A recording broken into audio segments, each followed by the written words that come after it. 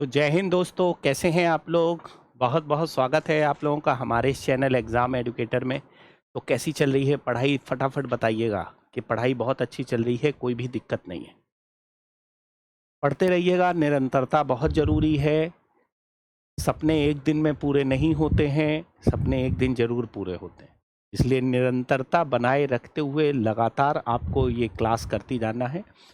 बस धैर्य रखिएगा, अचानक से आने वाला शब्द जो है वो आपके लिए मुसीबत ना बन जाए, इसीलिए एक क्लास लेकर आया हूँ। प्रतिदिन 9:30 बजे एक क्लास होती है और इस क्लास को अगर आप देखते रहेंगे तो निश्चित तौर पर आपके कॉन्सेप्चुअल चीज़ें आपकी कोई भी गड़बड़ाएंगी नहीं।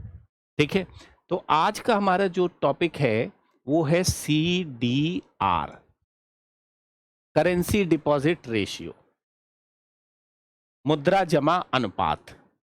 क्या है हिंदी? मुद्रा जमा अनुपात। अब इसकी चर्चा क्यों की गई, आपने इसको टॉपिक को क्यों लिया है अचानक से? ये टॉपिक वास्तव में क्या है कि एनसीईआरटी में दिया गया है, इसकी चर्चा की गई है और एग्जाम में जो भी चीजें हैं वो एनसीईआरटी बेस्ड होती हैं और इसीलिए जो शब्द ला रहा हूं मैं वो एनसीईआरटी बेस्ड है। जो भी शब्द आपके सामने अभी दिखता है वो एनसीईआरटी में चर्चा है, चाहे पुरानी एनसीईआरटी हो चाहे नई एनसीईआरटी हो, चर्चा है उसकी। इसीलिए वो शब्द अचानक से मैं आपके सामने ले आता हूं कि आपकी तैयारी है या नहीं और आप मजबूत हो जाओ। इस पर बेस्ड होकर ये चर्चा मैं कर देता हूं। अब आपने देखा है कि नहीं देखा है पता नहीं, आप बैंकिंग सेक्टर वाले में जाइएगा, आपको ये मिल जाएगा, ये टॉपिक मिल जाएगा। अब इससे क्वेश्चंस कैसे बनते हैं? सर मुझे तो पता है करेंसी डिपॉजिट रेशियो, क्वेश्चन देख लेते हैं। ठीक है, क्वेश्चन का आंसर बताइए फटाफट, क्या होगा इसका? निम्नलिखित में से कौन सा कारक मुद्रा जमा अनुपात सीडीआर को प्रभावित कर सकता है? कौन सा कारक है जो सीडीआर को प्रभावित कर सकता है? Which of the following factors can affect the currency deposit ratio? बैंकों द्वारा दी जाने वाली ब्याज दरें, लोगों की आय स्तर, अर्थव्यवस्था में तरलता की समग्र उपलब्धता और उपयुक्त सभी। फटाफट बताइएगा कौन सा इसका सही जवाब होगा, अगर आपको पता है। नहीं पता है तो फिर हमारे साथ चलिए और वीडियो देखिए, और कोई सॉल्यूशन नहीं है। जितना बढ़िया तरीके से आप करते रहोगे काम उतना बढ़िया है। ठीक, तो आज का हमारा जो टॉपिक है करेंसी डिपॉजिट रेशियो, होता क्या है ये? होता क्या है? ठीक, देखो ऐसे समझो सीडीआर को।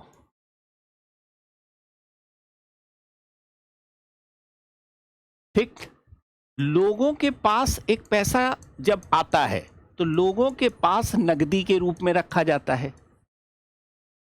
एक तो कैसे होता है, लोगों के पास वो नगद के रूप में रखा जाता है पैसा, और दूसरा वो बैंकों में जमा के रूप में रखा जाता है। बैंक में जमा के रूप में रखा जाता है, एक रखा जाता है नगदी के रूप में और दूसरा बैंक में जमा के रूप में। तो वास्तव में इन्हीं दोनों के अनुपात को रिप्रेजेंट करता है ये कैश डिपॉजिट रेशियो। इन्हीं दोनों को ध्यान में रखकर ये कॉन्सेप्ट डेवलप किया गया है। कैसे डेवलप किया गया है कि जनता के पास मुद्रा के रूप में रखी गई धनराशि और वाणिज्यिक बैंकों में जमा की गई धनराशि का कितना प्रतिशत है। वाणिज्यिक बैंकों में जमा की गई धनराशि का कितना प्रतिशत है जनता के पास रखी गई मुद्रा की, अगर धनराशि की बात करें तो इस कॉन्सेप्ट को ही हम लोग कहते हैं सीडीआर के नाम से जाना जाता है। किस नाम से जाना जाता है? सीडीआर के नाम से जानते हैं। अर्थात जो लोग अपने पास में नगद अर्थात नोट के रूप में रखना चाहते हैं, भौतिक रूप में रखना चाहते हैं और एक बैंक में जमा करना चाहते हैं, बैंक में, तो एक हिस्सा अपने पास रख लिया, एक हिस्सा उनके रूप में रख लिया, तो यही वाणिज्यिक बैंकों में जमा की गई धनराशि का कितना प्रतिशत अपने पास रखे हुए हैं उसके रूप में रिप्रेजेंट किया जाता है क्या, करेंसी डिपॉजिट रेशियो। तो अगर हम इसकी साधारण सी परिभाषा के रूप में देख लें तो currency deposit ratio represent the proportion of the currency held by the people relative to amount of deposit held in commercial bank. अर्थात हिंदी में भी देख लेते हैं, ठीक है। मुद्रा जमा अनुपात उस अनुपात को दर्शाता है जो बताता है कि जनता के पास मुद्रा के रूप में रखी गई धनराशि वाणिज्यिक बैंकों की जमा की गई धनराशि का कितना प्रतिशत है।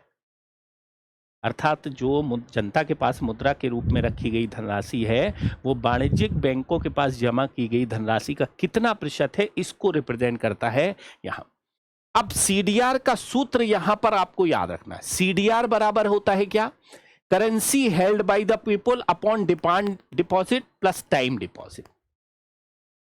अब एक बात आपको दिमाग में रखना है, कभी कभी होता क्या है, हम सरलता के लिए मांग जमाओं पर ही केवल विचार करते हैं, लेकिन याद रखना व्यापक मांग माप के रूप में अगर हम बात करेंगे तो सीडीआर में दोनों चीजें शामिल होती हैं, डिमांड डिपॉजिट भी शामिल होती है और टाइम डिपॉजिट। अब आप कहोगे डिमांड डिपॉजिट में क्या आता है, डिमांड डिपॉजिट में क्या आता है, ठीक है। डिमांड डिपॉजिट में आता है सेविंग अकाउंट और करेंट अकाउंट, और टाइम डिपॉजिट में क्या आता है, टाइम डिपॉजिट में क्या आता है, रिकरिंग डिपॉजिट और एफडी, एफडी और रिकरिंग डिपॉजिट अर्थात आरडी। कभी कभी हम लोग एक तरह से ये मानकर चलते हैं और यहां पर लिखा रहता है डिमांड डिपॉजिट, मांग जमा, लेकिन व्यापक अर्थ के रूप में अगर देखा जाए तो बहुत बड़े अर्थ के रूप में इन दोनों को ही हम यहां शामिल करते हैं, ठीक है, क्योंकि दोनों ही बैंकिंग प्रणाली के अंतर्गत रखी गई मुद्रा है, दोनों ही बैंकिंग प्रणाली के अंतर्गत रखी गई मुद्रा है। तो सीडीआर बराबर जनता के पास पैसा रखा हुआ पैसा upon demand deposit plus time deposit. हम लोग लिख सकते हैं ऐसे क्या, जनता के पास पैसा या बैंकों के पास जमा, ठीक, ऐसे भी लिख सकते, बैंकों के पास जमा, ठीक। और ये जमाएं ज्यादातर हम लोग देखते हैं किसमें, मांग जमाओं के रूप में रिप्रेजेंट कर देते हैं, लेकिन इसमें दोनों को शामिल किया जाता है, इसको दिमाग में रखना, व्यापक अर्थ में सोचें। संक्षिप्त रूप में सरलता के लिए हम क्या है, हर मांग को केवल और केवल मांग जमा के रूप में विचार कर लेते हैं, जो बहुत कंसाइज वे में है। अब इसका वास्तव में सिग्निफिकेंस क्या है, अब आपको यह लग रहा होगा कि इसका सिग्निफिकेंस क्या है, क्या होता है वास्तव में अगर यहां पर ये आता है।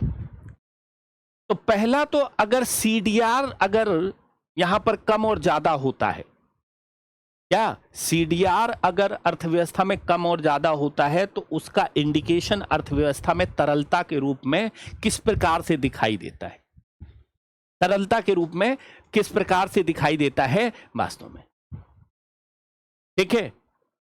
अगर हम देखें नकदी अगर अपने पास अगर रख लिया है किसने, नकदी अगर ये देखा जाए तो अपने पास ही अगर जनता ने रख लिया है, तो नकदी अपने पास रख लिया है तो बैंकिंग प्रणाली में लोगों की विश्वास में कमी हो रही है, सीधा सीधा है, ठीक है।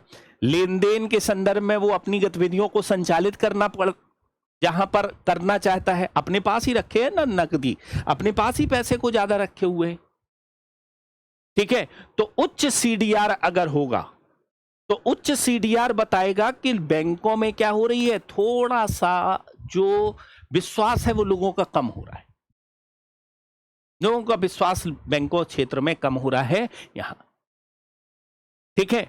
और अगर निम्न सीडीआर है तो निम्न सीडीआर इंगित कर रहा है कि लोग ज्यादा से ज्यादा पैसा बैंक में जमा कर रहे हैं,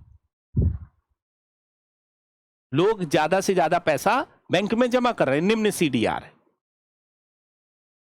और निम्न सीडीआर इस बात का इंडिकेशन है कि बैंकों में अब लोगों का विश्वास बढ़ रहा है, और अगर विश्वास बढ़ रहा है तो भविष्य में निवेश भी बढ़ेगा और लोग बैंकिंग गतिविधियों से जुड़ेंगे और इस तरह से चीजें निकल कर आएगी। तो इसी बात का CDR is the key indicator of the public liquidity preferences. A higher CDR suggest that the people prefer to hold more cash in hand. ठीक है, तो वास्तव में क्या है, ये क्यों हो रहा होगा? क्योंकि बैंकिंग सेक्टर में उनका विश्वास कम हो रहा होगा। इसी कारण से क्या है, ये इंडिकेशन देता है किस बात का? ये इंडिकेशन देता है इस बात का कि अगर सीडीआर अर्थव्यवस्था में बढ़ रहा है तो लोगों का विश्वास कम हो रहा है बैंकिंग क्षेत्र में। ठीक, दूसरा एक और इफेक्ट आएगा, इंपैक्ट ऑफ मनी मल्टीप्लर, अर्थात M0 पर इफेक्ट दिखाई देगा। इसका मतलब है क्या? मुद्रा गुणक, उच्च सीडीआर, लोग अपने पास पैसा रखेंगे। उच्च सीडीआर तो बैंकों के पास में कम पैसा होगा, बैंक ज्यादा लोन नहीं दे पाएंगे, मनी मल्टीप्लर नहीं हो पाएगा, अर्थात पैसे से पैसा नहीं बनेगा बैंकों का, साख सृजन क्षमता बैंकों की कमजोर होगी। उच्च सीडीआर होगा, हाई सीडीआर होगा, और बैंकों की अगर साख सृजन क्षमता कम होगी तो मुद्रा गुणक क्या है कि जो कम निकल कर आएगा, पैसा से पैसा बनना बैंकों का कम हो जाएगा। वहीं पर अगर लो सीडीआर होगा, लो सीडीआर होगा तो लो सीडीआर किस बात को रिप्रेजेंट करेगा कि बैंक ज्यादा से ज्यादा पैसा देगा। अब लोन बैंकों की साख सृजन क्षमता का विस्तार करता है ये लो सीडीआर। क्रेडिट को एक तरह से क्रिएशन का बढ़ाने का काम करता है लो सीडीआर, अर्थात उच्च धन गुणक होता है, ये बताता है। तो देख लेते हैं high CDR, when people hold more currency less money is available as reserve है, reserve with bank, this reduce the bank ability to create credit leading to lower money multiplier. ठीक है, तो मैंने कहा ना कि अगर उच्च सीडीआर है तो वो क्या करेगा? उच्च सीडीआर वास्तव में क्या है कि बैंकों को इस बात से रोकेगा कि भाई बैंकों में जमा ही नहीं कर रहा है ना, तो भैया मुद्रा गुणक कैसे करेगा? कम होगा मुद्रा गुणक, मुद्रा से मुद्रा बनना कम हो जाएगा। ठीक है, ये भी एक प्रॉब्लम है। नेक्स्ट क्या है?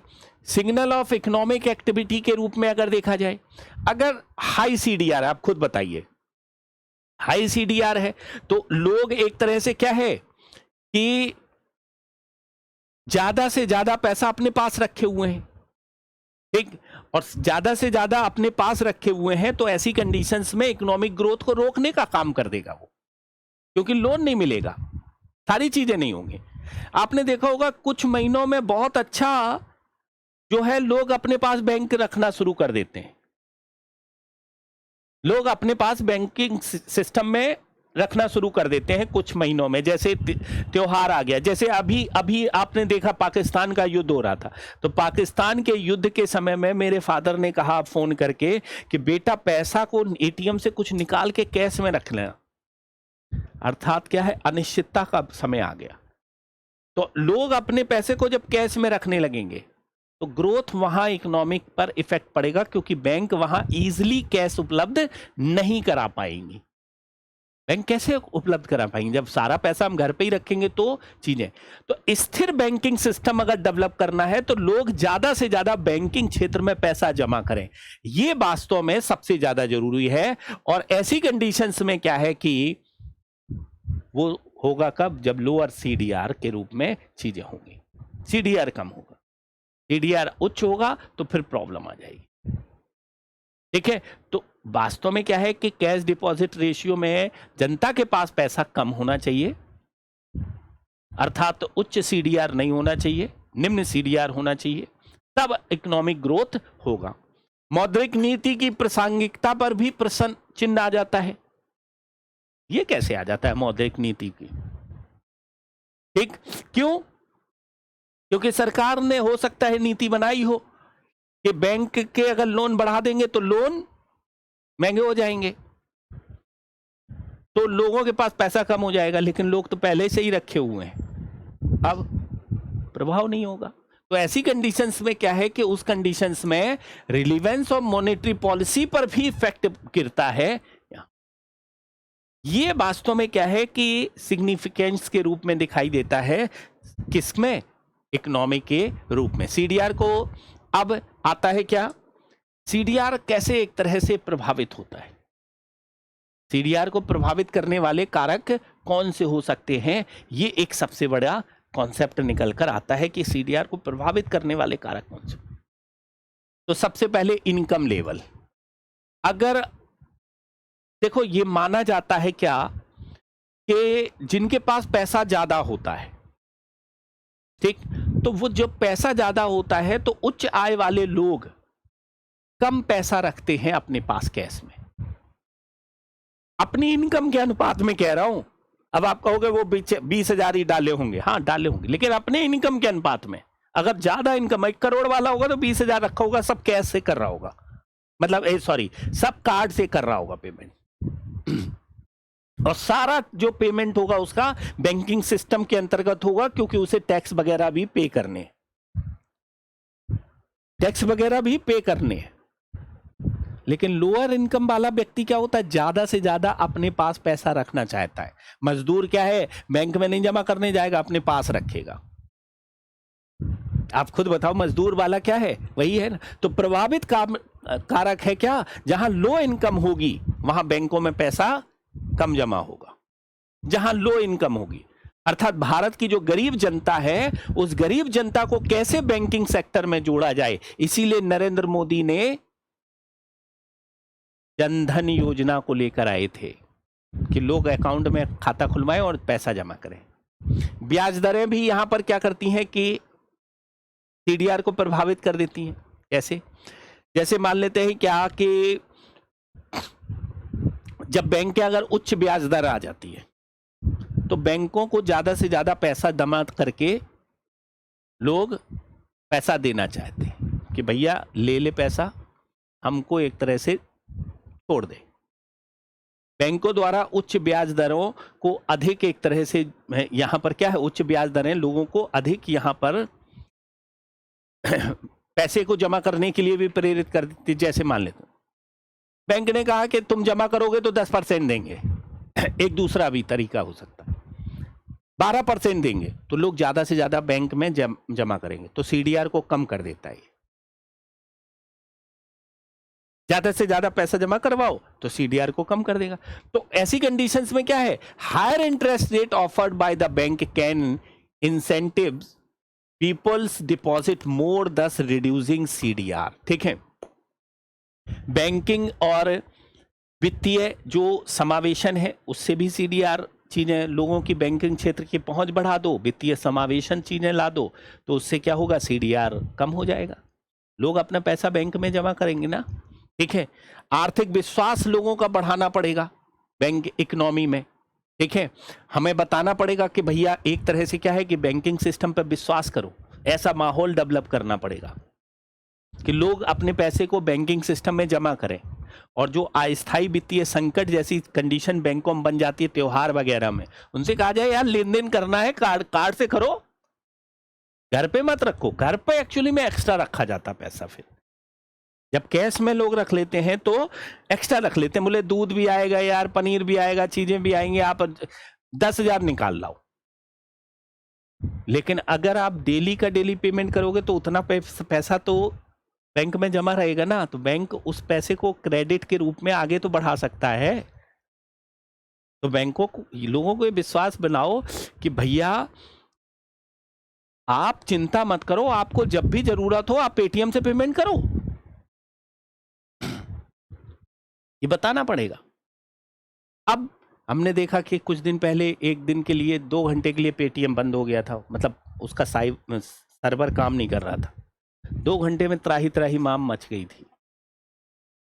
अब ये कंडीशन क्या है, लोगों को कैश के लिए प्रेरित करती है। अभी खबर आने लगी थी भारत पाकिस्तान के युद्ध के समय साइबर अटैक होगा, साइबर अटैक होगा, कैश रखिएगा अपने पास में। ये वास्तव में पाकिस्तानियों की एक चाल थी। चाल क्यों? क्योंकि भारत का बैंकिंग सिस्टम कमजोर हो जाए, लोग अपने पैसे को निकाल कर अपने पास रख लें, तो अपने पास रख लें, उस तरह से चीजें रिप्रेजेंट होती हैं। ठीक है, development of non banking financial institutions, ये भी यहाँ पर क्या है कि हमको डेवलप करने पड़ेंगे, ठीक है। ये भी यहाँ पर क्या है, नॉन बैंकिंग फाइनेंशियल इंस्टीट्यूशंस यहाँ पर क्या है, डेवलप करने पड़ेंगे। बचत को उनके यहाँ जमा कराएं और इनके यहाँ जमा कराकर चीजों को लेकर आए, ये भी हो सकता है। जमा व्यवहार में सीडीआर को ये प्रभावित कर सकता है, ये भी यहाँ पर रिप्रेजेंट किया जाए, बहुत अच्छा है। निम्नलिखित में से, अब ये हो गया सीडीआर के संदर्भ में आपने जानकारी देख ली कि भैया सीडीआर से क्या प्रभाव पड़ता है। बहुत छोटा टॉपिक था ये, बहुत बड़ा टॉपिक नहीं है ये सीडीआर वाला, बहुत बड़ा टॉपिक नहीं है ये सीडीआर वाला, बहुत छोटा टॉपिक है। क्यों? क्योंकि ये एनसीईआरटी में एक शब्द में है, लेकिन वास्तव में क्या है कि जब वहां कॉन्सेप्ट के रूप में आएगा तो आपको पता होना चाहिए, नहीं होगा तो प्रॉब्लम आ जाएगी। ठीक, तो चलिए क्वेश्चन देख लेते हैं। अब क्वेश्चन क्या कहते हैं हमारे, ठीक है। निम्नलिखित में से कौन सा कारक मुद्रा जमा अनुपात को प्रभावित कर सकता है? कौन सा कारक मुद्रा जमा अनुपात को प्रभावित कर सकता है, फटाफट बताइएगा। यहाँ आंसर है डी, चारों कारक मुद्रा जमा अनुपात को क्या कर सकते हैं, प्रभावित कर सकते हैं। हमने बताया ना, प्रभावित करने वाले यहाँ पर क्या है, कारक यही है सारे के सारे, ठीक है, अभी बताए हैं। यदि मुद्रा जमा अनुपात में वृद्धि होती है तो उसका धन गुणक पर क्या प्रभाव पड़ता है? तो धन गुणक पर क्या प्रभाव पड़ेगा, फटाफट बताइएगा। धन गुणक पर क्या प्रभाव पड़ेगा? यहाँ धन गुणक बढ़ेगा, धन गुणक घटेगा, धन गुणक पर कोई प्रभाव नहीं पड़ेगा, शुरुआत में बढ़ेगा और फिर घटेगा, तो धन गुणक घटेगा। अगर सीडीआर अनुपात में वृद्धि हो जाती है तो धन गुणक घट जाएगा, याद रखना, ठीक है। क्यों? क्योंकि वास्तव में लोग अपने पास पैसा रखना शुरू कर दिए, तो इसका मतलब है बैंकों को उधार देने के लिए कम राशि उपलब्ध है, तो मुद्रा गुणक का मान कम होते हुए दिखाई देगा, याद रखना, ठीक है। निम्नलिखित में से कौन सा परिदृश्य मुद्रा जमा अनुपात में वृद्धि का कारण बन सकता है, बताइएगा। बैंकों द्वारा ब्याज दरों में कमी, अर्थव्यवस्था में उच्च स्तर पर वित्तीय समावेशन, अर्थव्यवस्था में आर्थिक अनिश्चितता में वृद्धि, डिजिटल भुगतान विधियों का बढ़ता उपयोग। फटाफट बताइएगा क्या इसमें सही होगा आंसर, ठीक है। निम्नलिखित में से कौन सा परिदृश्य मुद्रा जमा अनुपात में वृद्धि का कारण बन सकता है, मतलब इसको बढ़ा सकता है, कैसे एक तरह से बढ़ सकता है? ब्याज दरों में अगर कमी होती है तो लोग जमा नहीं करेंगे, कम हो जाएगा। अर्थव्यवस्था में उच्च वित्तीय समावेशन, उच्च स्तर पर वित्तीय समावेशन, ठीक है, मतलब उच्च स्तर पर का मतलब है क्या, हाई लेवल पर अगर वित्तीय समावेशन है, नीचे स्तर पर होना चाहिए वित्तीय समावेशन, नीचे स्तर पर वित्तीय समावेशन एक तरह से होना चाहिए। अर्थव्यवस्था में आर्थिक अनिश्चितता में वृद्धि, ठीक है। अगर यहां पर आर्थिक अनिश्चितता में वृद्धि हो जाती है, ये तो जो है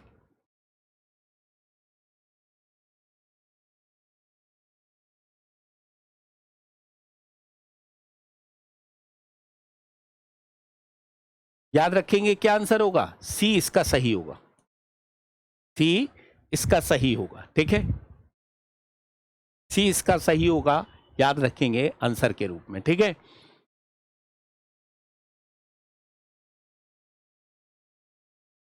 Which of the following scenario could lead to increase in currency deposit ratio, ठीक है। तो करेंसी डिपॉजिट रेशियो एक तरह से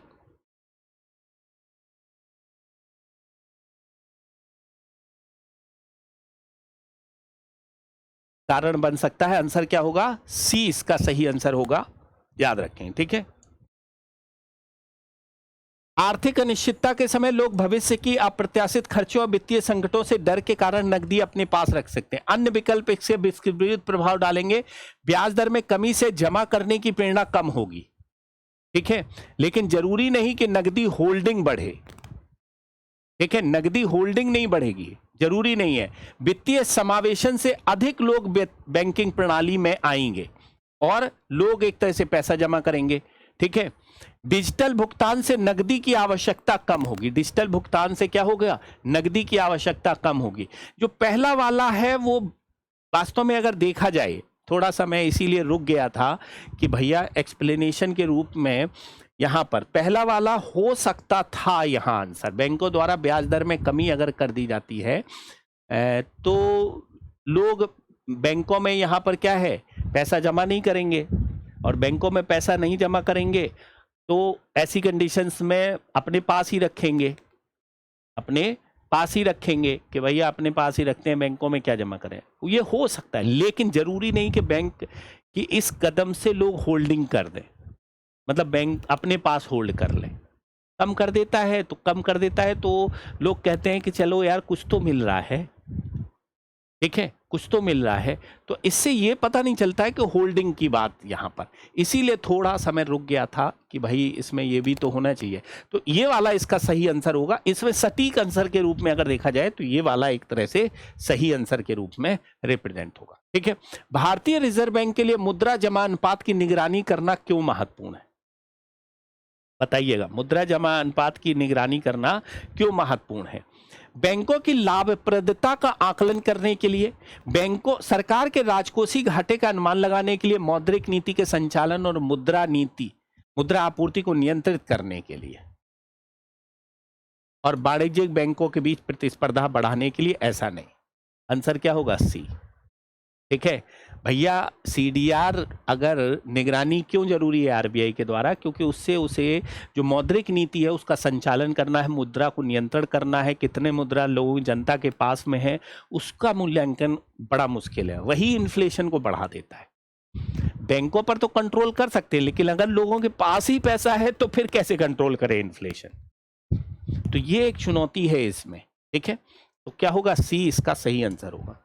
यदि अर्थव्यवस्था में वित्तीय समावेशन की दर बढ़ती है तो मुद्रा जमा अनुपात पर इसका क्या संभावित दीर्घकालिक प्रभाव होगा? सीडीआर में वृद्धि होगी, सीडीआर में कमी होगी, सीडीआर में कोई महत्वपूर्ण परिवर्तन नहीं, शुरुआत में वृद्धि और बाद में कमी। फटाफट बताइएगा क्या आंसर होगा यहां, ठीक है। यदि अर्थव्यवस्था में वित्तीय समावेशन की दर बढ़ रही तो सीडीआर में क्या होगी? कमी आएगी भाई। लोग बैंकों में पैसा जमा करेंगे तो सीडीआर में कमी देखने को मिलेगी, इसमें तो कोई वही नहीं है, ठीक है। औपचारिक बैंकिंग प्रणाली में लाना, जैसे जैसे लोग बैंक खाते खोलते हैं और बैंकिंग सेवाओं का उपयोग करते हैं, नकदी के रूप में कम धन रखेंगे और अधिक जमा करेंगे, जिससे सीडीआर में कमी आएगी, ठीक है।